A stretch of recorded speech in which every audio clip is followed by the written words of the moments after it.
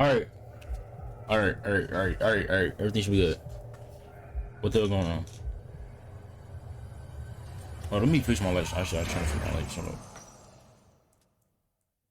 Horror movies are filled with killers, but not all slashers are created equal.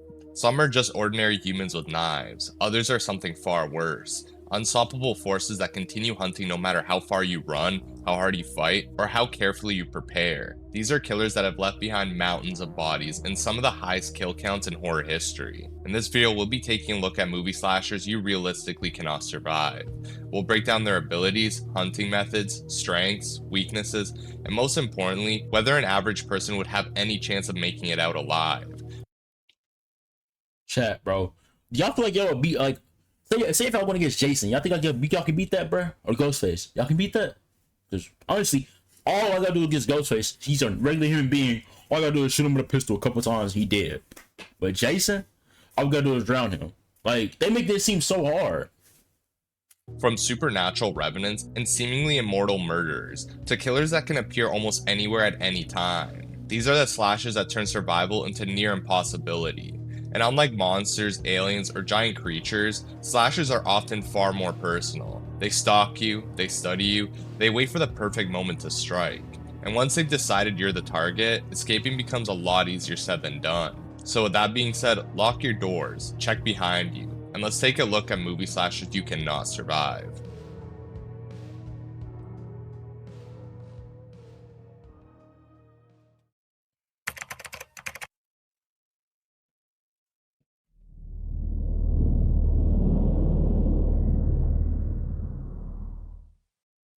Art the Clown from Terrifier is the perfect example of a slasher you realistically do not want to encounter. Bro, Art the Clown. I'm not gonna lie. I feel like he walks slow. He doesn't really run, so you can probably get away from him with ease, like with a car and something like transportation or something like that. You just gotta watch your back 24/7 though. That's the bad thing about it. While many horror killers simply murder their victims and move on, Art takes pleasure in inflicting as much suffering as possible before the kill. In fact, death is often the least horrific out of many other slashers is his personality. He isn't silent because he's emotionless. Quite the opposite. Art is incredibly expressive. He mocks, taunts, laughs, applauds, and entertains himself through his attacks. He treats murder like a performance. Whether he's torturing a victim, setting up a gruesome display, or silently celebrating his latest kill, everything is done with a twisted sense of humor. That unpredictability makes him even more dangerous because there are no rules governing his behavior. No, fast, bro. I think in the second movie, the third movie, bro, he turned his back, bro, pulled out a whole drum gun, a whole Tommy gun, bro. That's unpredictable as hell. Nobody can counter that. And unfortunately, fighting back doesn't guarantee survival. See, look at this. Pull out a whole drum gun. Hold on, let me see my. Alright, cool. Before gaining supernatural abilities, Art was already incredibly dangerous. He possessed remarkable strength, extreme pain tolerance, and an ability to continue attacking despite severe injuries. But after his resurrection, the threat level increased dramatically. Art gained superhuman strength, allowing him to tear limbs apart, crush skulls, rip through flesh with his bare hands, and overpower most people effortlessly. Yeah, we're cut, bro. Hey, say GG's to the family, gang. You not surviving Art the Clown, bro. I take that back what I just said, bro. That nigga is not powerless, gang. He is. That nigga is him. He can survive gunshots, stabbings, severe trauma, and even decapitation. At various points, he regenerates lost body parts, reattaches his own head, and continues functioning despite injuries that would instantly kill any normal human being. His kill count alone demonstrates how difficult he is to stop. Throughout the Terrifier films, Art leaves behind dozens upon dozens of victims, many of whom had opportunities to escape, fight back, or defend themselves. Yet time and time again he manages to close the distance, overwhelm them, and even turn simple encounters into extended nightmares. His willingness to use firearms, blunt weapons, edged weapons, traps, explosives, and anything else available makes him far more versatile than the average slasher. So what are your chances of surviving Art the Clown? Honestly, they're extremely poor. Unlike killers such as Michael Myers, who often focuses on specific targets, Art appears willing to kill almost anyone he encounters. He doesn't require a motive. He doesn't need a reason. Yes, bro. Then he's basically like King Von, basically, bro. If he spot him, you dead. Like, if he spots you, you're dead. There's no if and about it, bro. You're dead. You're cooked, bro. And if he becomes interested in you, he'll often stalk and terrorize you long before the actual attack begins. Even if you manage to injure him, his supernatural durability allows him to keep coming. And because he enjoys prolonged suffering, a quick death isn't something you can count on. But perhaps the most terrifying thing about Art is that he genuinely enjoys what he's doing. He's not driven by revenge, he's not following a curse, he's not carrying out a mission. Art hurts people because he loves it. And when a killer enjoys a hunt that much, survival becomes a lot harder than simply running away.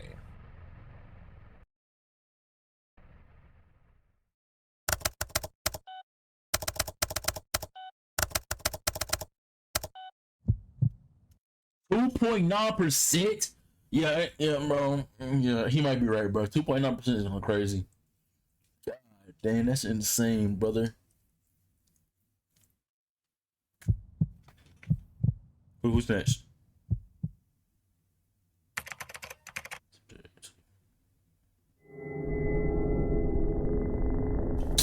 Bro, before we even get started, bro. Have we not seen the Chucky movies, bro? They easily beat him every time, bro. I know he's come back, but they easily beat him every time. All you gotta do is have a weapon on you, gang, and just shoot him, bro. Actually, you gotta wait a little bit, wait a little time, till he turns human. From like, in the first movie, when he had the curse transferred to his whole body, he eventually turned human. All you gotta do is get a gun, yeah, he's dead, like literally.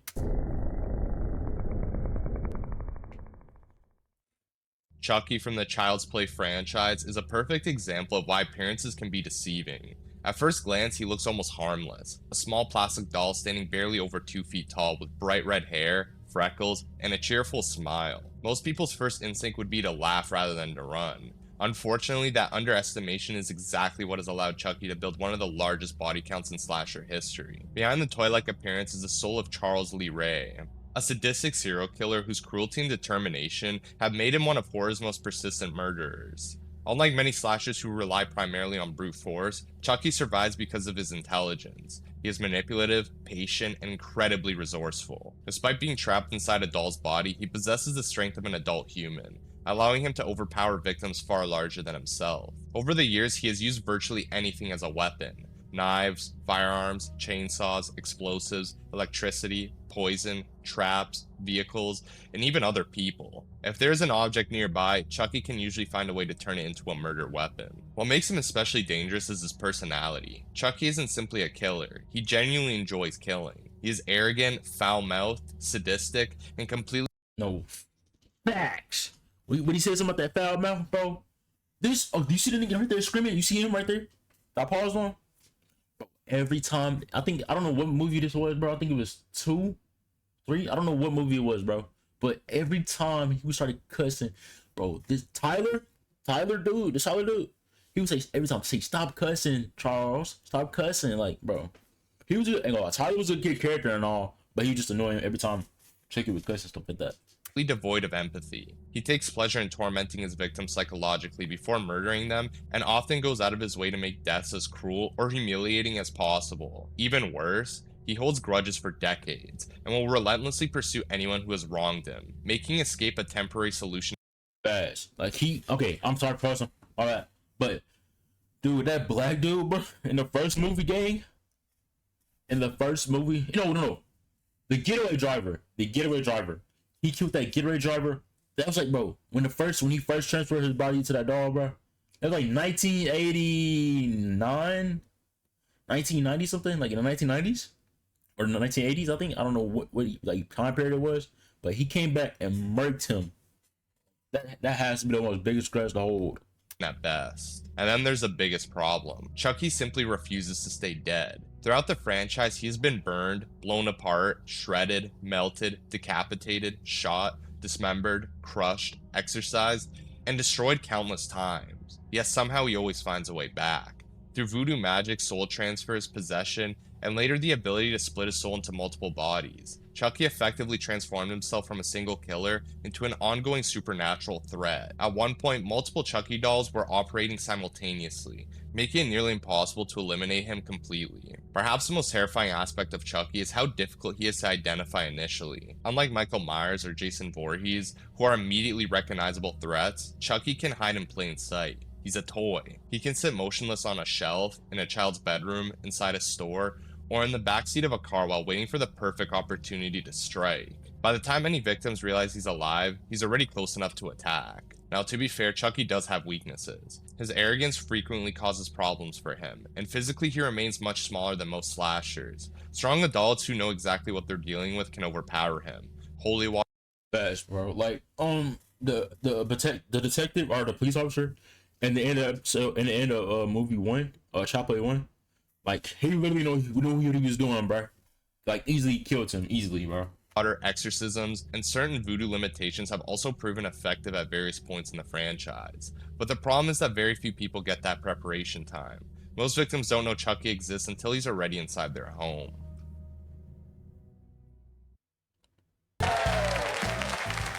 She's been lying to you.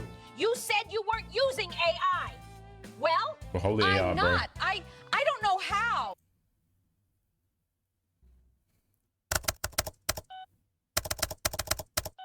Huh? Okay.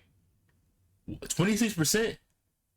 Again, you could up that a little bit. You could up that percentage a little bit. You can easily beat Chucky, bro. You just gotta know what you're doing and have the awareness. So that ain't like at 26, it turns to a 50, or maybe a 60 or a 70, bro, at best.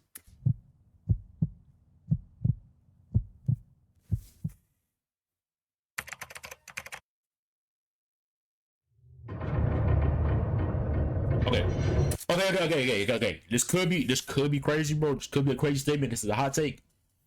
All you have to do is drink hella Red Bull and not go to sleep. Literally. And then, but if you do go to sleep, have friends around you that can wake you up, and then you can drag them to the real world and kill them. Literally what they did in the movie from the song.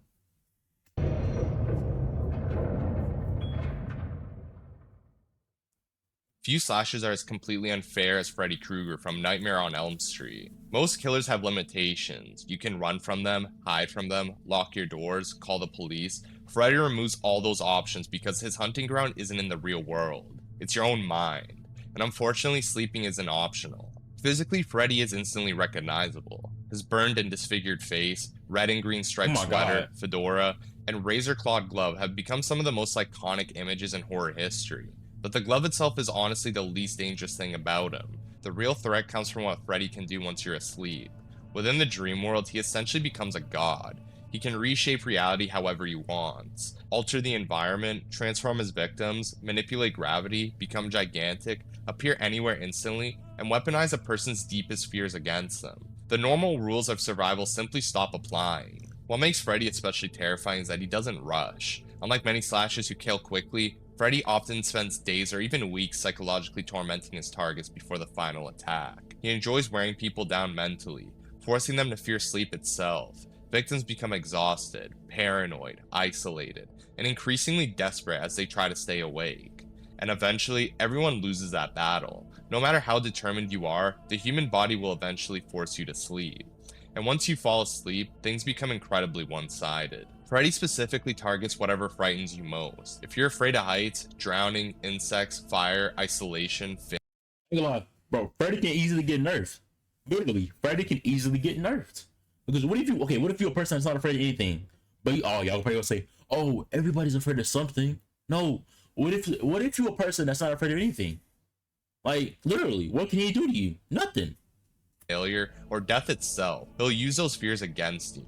The dream world is his personal playground, and because he controls it completely, escaping is almost impossible unless you know exactly what you're dealing with. Even worse, injuries and deaths suffered in dreams often manifest in reality, meaning dying in the nightmare usually means dying for real. To make matters worse, Freddy isn't just powerful, he's intelligent. He understands psychology, manipulation, and fear better than almost any slasher. He constantly taunts victims, tricks them into lowering their guard, and uses false hope against them.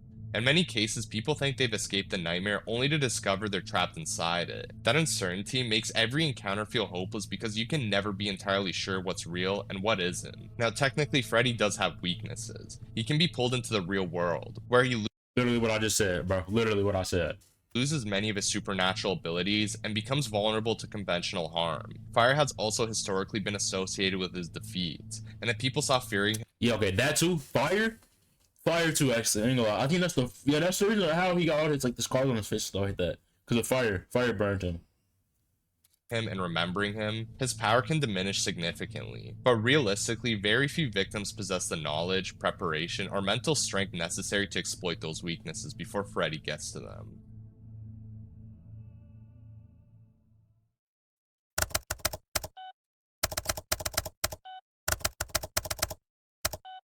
1.9%? Bro, wait. No way is that, bro. You gotta up that to at least like 25, man, or 30. 1.9? He is not the most power, bro. You can definitely beat Freddy Krueger, gang, if you have experience and knowledge, which is not hard, bro. All you gotta do is watch the movies, dude. Literally. You can definitely beat Freddy Krueger. Definitely.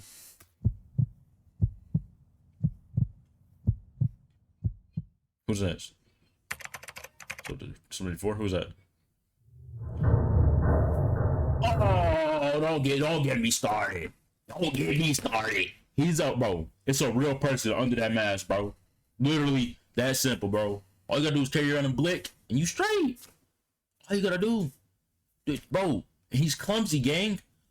All you gotta do is run. He will trip over something, imaginary or anything like that. He would literally trip, literally fall, and you can just kill him. That plain and simple. Question done. Thing cleared, bro. He's not a threat. His threat level is probably gullible, my nigga. I don't know. He's not a threat. Unlike some slashers, Ghostface isn't a supernatural monster. There are no magical powers, no curses, and no immortality. Every Ghostface is ultimately a human being hiding behind a mask. And yet, despite that fact, the Ghostface killers have collectively built one of the most impressive kill counts in slasher history. The reason is simple: they don't rely on supernatural abilities. They rely on planning, deception, and fear. The appearance of Ghostface has remained largely unchanged throughout the franchise. A flowing black robe, a hood, black gloves, and the iconic screaming white mask have become instantly recognizable symbols of horror. The costume itself isn't unique, and can be purchased by almost anyone, which is exactly what makes it so effective. Ghostface can be anyone: a friend, a classmate, a neighbor, a family member. The killer often spends weeks or even months blending into everyday life before revealing themselves when it's already too late. What truly separates Ghostface from other slashers is the psychological aspect of the hunt. Before the attack even begins, victims are frequently stalked, watched, manipulated, and terrorized through phone calls. Ghostface enjoys playing games with targets, asking questions, making threats, discussing horror movies, and slowly building tension before striking. Best, bro. Like, have you not seen the intro of the first movie, bro? Literally, that whole intro took the longest, gang. Like, to be honest with you. The killer isn't simply trying to murder you. They want you afraid first. They want you to constantly be looking over your shoulder, wondering who around you can actually be trusted. And honestly, that's where Ghostface becomes far more dangerous than people give them credit for. Most slashers announce their presence. You know when Jason is coming. You know when Michael Myers is nearby. Ghostface often attacks before you even realize you're part of the game. They gather information, learn routines, identify weaknesses, and use that knowledge to isolate victims. Many Ghostface killers have demonstrated surprising levels of intelligence, stealth, and adaptability, often anticipating where their targets will flee before they even make the decision themselves. Physically, Ghostface is still a serious threat. While each killer differs slightly, most possess above average strength, impressive pain tolerance, and considerable skill with knives. Throughout the series, Ghostface has overpowered police officers, athletes, security personnel, and Let's be honest, police officers. Cause do we? I'm not gonna lie. Bro, all you have to do, bro, is not have anybody close to you, gang, and you win, bro. We got probably. in fact, many Ghostface killers ultimately lose because of their overconfidence, arrogance, or simply underestimating their victims. Like, let's say Billy Loomis and Stu, for example.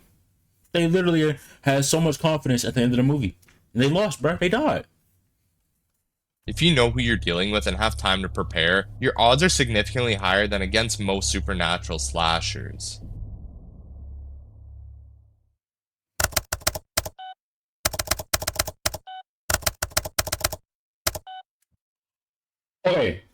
Okay. Threat level should be a medium at best. A medium, right? Listen, a medium. Okay, survival chance, 33%. Okay, that's not bad. That's lucky, not bad. because they're unpredictable. They can have body armor like he said. They can probably be well trained. You feel me? But I feel like that would go up though. I'm not saying you can beat him, but you potentially can beat him. I'm not saying he's the strongest, but he's pretty up there. Well, it should be up there, though. Still probably chance to be up there. For sure. Alright, let's see what we're doing now. Subject 5. Yep. GG's, bro. This is the one killer, the one slasher I'm not gonna say you can beat, bro. Because you're gonna die. I know I said it at the beginning, but like, you gotta think about it. I only said that because I watched Freddy vs. Jason. I watched all the Jason movies too, but I watched Freddy vs. Jason, and they beat him while him drowning. Even when he was drowning in that movie, bro, Jason still beat Freddy, gang. Well, let's be for real. But yeah, it might be GG's for the people, bro.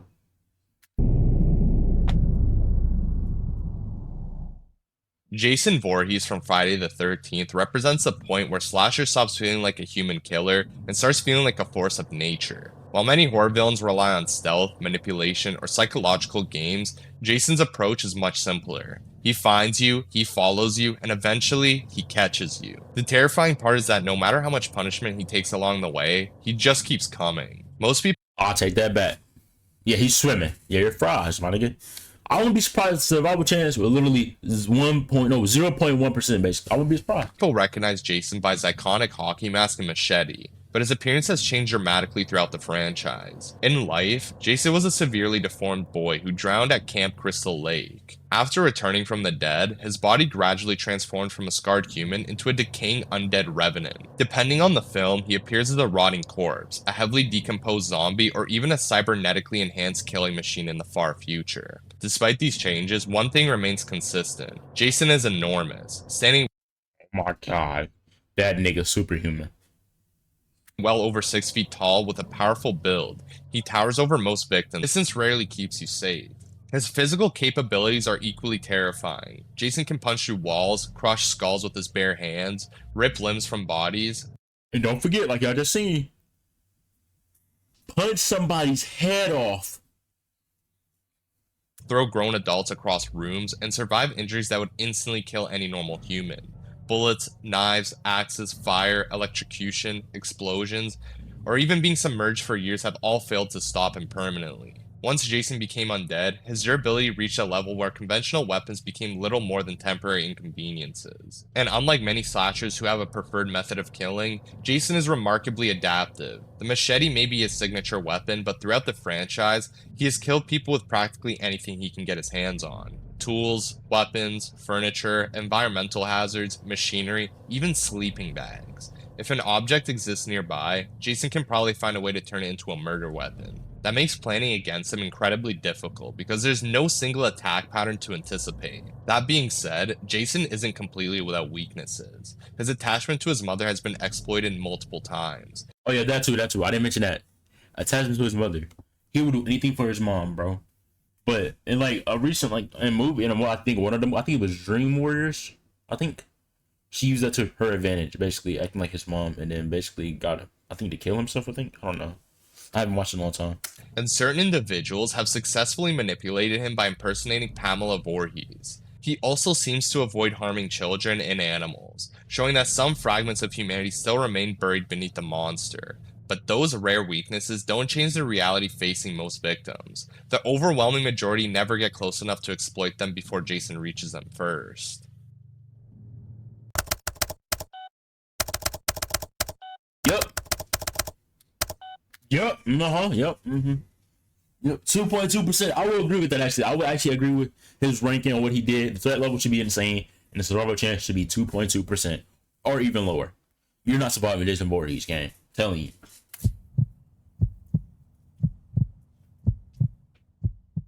Who's the next one?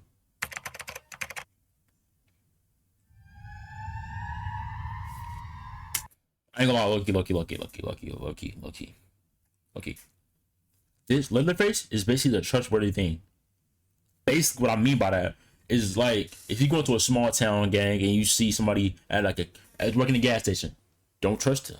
Don't trust strangers. Basically, this is basically how this movie was. Don't trust strangers at all. Stick with your friends, and then you'll find your way out of this. Don't trust anybody, actually. Leatherface from the Texas Chainsaw doesn't possess magical powers or impossible abilities, but it doesn't make him any less terrifying. In many ways, Leatherface is scary because he feels real. He's a massive, unstable killer living in the middle of nowhere, with a family that's just as dangerous as he is. And if you wander into his territory, there's a very good chance that you're never coming back out. Facts. Standing well over 6 feet tall and suffering from acromegaly, Leatherface... What is acromegaly? Let me look that up real quick. I don't know what that is. Acromegaly. A disorder. According to National Institute of Diabetes and Digestive and Kidney, Just- NIH, what is acromegaly? Acromegaly is a disorder that occurs when your body makes too much growth hormone, GH, produced RNA. Well, Google just stole my spotlight. This is an imposing figure even before you factor in the chainsaw. His enormous size, brute strength, and intimidating appearance make him look more like a monster than a man. Covering his face are masks crafted from the skin of his victims. Each one Yeah, fast, bro. He got like hella masks. I know he do. reflecting a different aspect of his fractured personality. Combined with his bloodstained clothing and roaring chainsaw, the result is one of the most unsettling appearances in horror history. What separates Leatherface from many other slashers is that he isn't purely evil in the traditional sense. Beneath the violence is a mentally unstable individual who has spent his entire life under the influence of an abusive and cannibalistic family. Depending on the film, he often behaves more like a frightened, confused animal than a calculated murderer. Fast. I think it's the Texas Chainsaw Massacre reboot. I ain't gonna lie. That showed more of his con side because like he helped his cousin and stuff beat these other people up because like they were bad people and stuff. That shows more of his con side. He experiences fear, panic, attachment, and even affection. However, none of those traits make him any less dangerous. If anything, they make him more unpredictable. Oh my god. Because his reactions are often driven by emotion rather than logic. And once Leatherface decides you're an intruder, things get very bad very quick. Leatherface often attacks with overwhelming speed and brutality. Many of his most famous kills happen within seconds. A single strike from his hammer can incapacitate someone instantly, while a chainsaw can turn even a minor mistake into a fatal injury. His preferred tactic is simple: overwhelm the victim before they even understand what's happening. By the time most people realize they're in danger, they're already trapped inside his territory. Another major problem is that you're rarely dealing with Leatherface alone. The Sawyer family functions almost like a hunting pack. While Leatherface Yeah, think of it like a pack of wolves, gang. They all move in a pack. Like they all move together. So yeah. serves as the primary threat, other family members frequently assist in capturing, tormenting, and disposing of victims. Even if you somehow manage to evade Leatherface himself, you may still find yourself surrounded by people actively helping him. That makes escaping much harder than simply outrunning one killer. Physically, Leatherface is far stronger than most normal humans. Nigga, is that him? Is that him right there with the number 7 jersey on, gang? No way, that's him. He can break bones, Oh, okay. Cool. I was like, god damn. overpower multiple victims, smash through obstacles, and continue fighting despite severe injuries. Throughout the franchise, he survives gunshot wounds, stab wounds, burns, chainsaw injuries, vehicle impacts, and numerous other forms of trauma that would put most people out of action. While he can certainly be killed, actually doing so before he reaches you is far easier said than done. Leatherface does have one important weakness. He's still human. He can bleed, he can be injured, he can be outsmarted. Victims have escaped him before, and determined individuals with weapons stand a legitimate chance of fighting back. If you're armed, aware of the danger, and able to stay calm, survival is possible. Facts, bro. Because the last movie they did, bro, she pulled that Blake out and popped his little stupid eye. But he did kill her sister at the very end of the movie after she did that. All right, who the last one? Or second? I think second last, or who the last one is? 22%. That's not bad. I agree with that.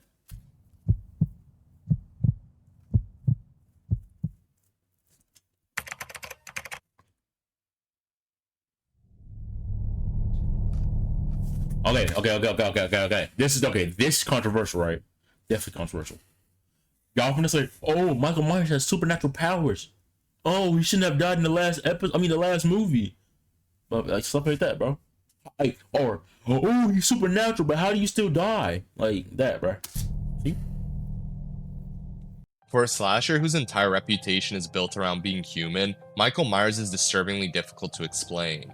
On paper, he's just a man wearing overalls and a white mask. Yet throughout the Halloween franchise, he repeatedly survives injuries, performs feats of strength that should be impossible, and appears almost supernatural in the way he stalks his victims. That's why many characters don't refer to him as a man at all. They call him the Shape, something that looks human, but isn't quite human anymore. Michael's story begins on Halloween night in 1963, when at only 6 years old, he brutally murdered his older sister Judith without any apparent motive. Afterward, he simply stood outside holding the knife, showing no emotion, no remorse, and offering no explanation. He would spend the next 15 years confined to a mental institution where Dr. Samuel Loomis attempted to understand him. What Loomis eventually concluded was there was nothing behind Michael's eyes except pure evil. Physically, Michael isn't as impressive as Jason Voorhees or as grotesque as Leatherface. He typically appears as a tall man, wearing mechanic overalls, black boots, and his iconic white mask. Yet that simplicity is exactly what makes. And don't forget his iconic knife, gang. Don't forget that. But I would assume he was like he has more superpowers basically, because the thing of Thorn or whatever it's called, bro. That feel like I know it was a cult, but like they still gave him powers at the end of the day. Makes him so unsettling. There are no scars on display, no dramatic costume, no monstrous features, just a blank expressionless face staring back at you. The mask strips away any humanity he may have had and turns him into something that feels more like a living embodiment of death than a person. Most killers attack when they see an opportunity. Michael studies people, he watches from a distance, he follows routines, he learns habits, and when he finally strikes, it's often hours or even days of stalking. Victims frequently catch brief glimpses of him standing in the distance, only for him to disappear moments later. This constant surveillance creates an overwhelming sense of paranoia, because once Michael becomes interested in you, there's a very real chance he's already watching long before you realize it. And despite rarely speaking or showing emotion, Michael possesses a surprisingly intelligent. Yeah, has Michael Myers ever spoke? Actually, he's on some rarely speaking. He never speaks in the movie at all, in his movies at all. Actually, intelligent and calculated mind. He carefully stages bodies, creates disturbing displays, and uses psychological warfare to terrify survivors. Throughout the franchise, he repeatedly demonstrates tactical thinking, setting traps, ambushes, and manipulating his environment to maximize fear. He isn't simply killing people, he's creating horror. Then there's the problem of actually stopping him. Michael possesses immense strength, allowing him to lift grown adults off the ground, breaking through walls, crush bones, and overpower multiple opponents with ease. His durability is equally absurd. He survived gunshots, stabbings, burns, falls, explosions, vehicle impacts, and countless other injuries that would instantly kill a normal person. In several timelines, he even demonstrates regenerative abilities, recovering from injuries that should permanently disable him. While different versions of Michael vary in power, almost all share the same terrifying trait.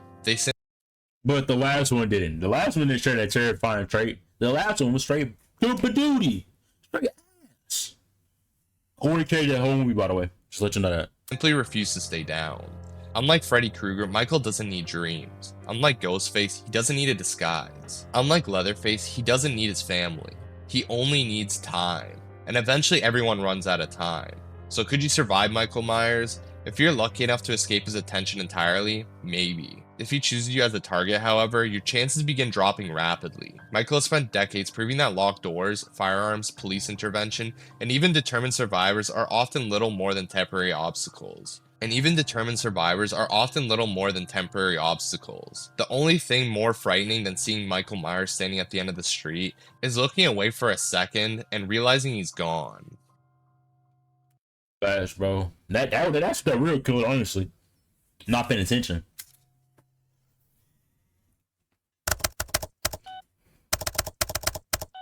Extreme?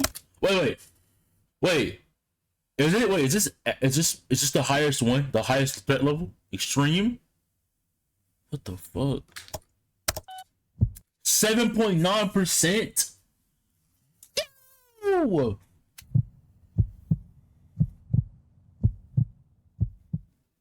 So after looking at some of the most infamous slashers in horror history, one thing becomes pretty clear. Surviving these killers is about a lot more than simply running away. Some, like Ghostface and Leatherface, are technically human and can be stopped, but even then, they rely on fear, surprise, and overwhelming violence to stack the odds heavily in their favor. Others go far beyond human limitations. Michael Myers refuses to stay down. Jason Voorhees shrugs off injuries that would kill anyone else. Chucky keeps finding ways to come back. And Freddy Krueger removes the one thing every person eventually needs: sleep.